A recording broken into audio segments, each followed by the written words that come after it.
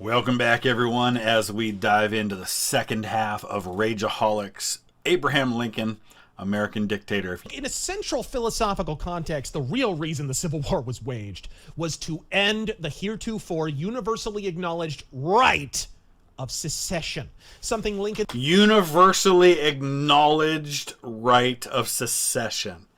Show me evidence it was universally acknowledged as a right.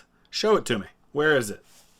Most ardent defenders are inevitably forced to argue does not exist in order to absolve their neck-bearded Buddha of culpability. The Union, they argue, was voluntary to join, sure, but inviolable once entered into, and thus all the tyranny, all the unjustified jailings, the establishment of a secret police, indeed the Civil War itself, is all permissible under the proviso that he did it all to save the Union. This despite 3 separate states reserving the right to secede when they joined, including at least one, Virginia, who had that written into their state's declarative document. The Union of the Founding Fathers was voluntary. Lincoln didn't save that Union. All right, I got to call out that one because of his claim about states reserving the right to secede in their founding documents.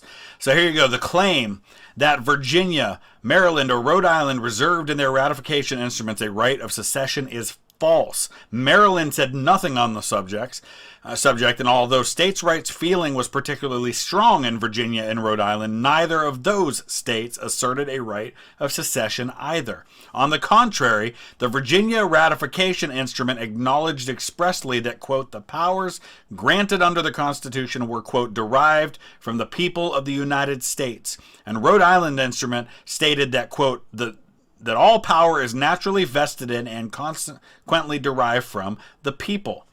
Both Virginia and Rhode Island acknowledged the general right of revolution against an oppressive government, but both asserted that right for the people, not for the states. A proposed statement on the general right of revolution was rejected by the Maryland Convention. You can read the ratification acts, so on, click there.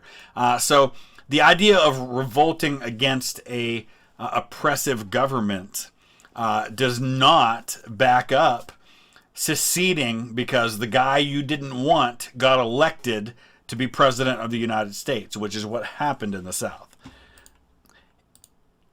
This is a pure straw man argument. The U.S. government claimed that the states could not secede on the allegation that none of them was ever a sovereignty except Texas, and thus it claimed that the states were never 13 sovereign nations. Instead, the U.S. government claimed that the states formed a single sovereign nation in 1776.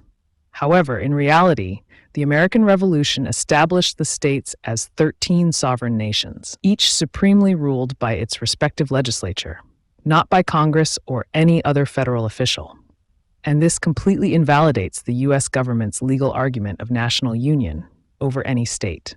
Accordingly, every state had the right to secede from the Union by its power as one of 34 separate sovereign nations, just like the United Kingdom seceded from the European Union under Brexit. This is explained in full at takebacksovereignty.com.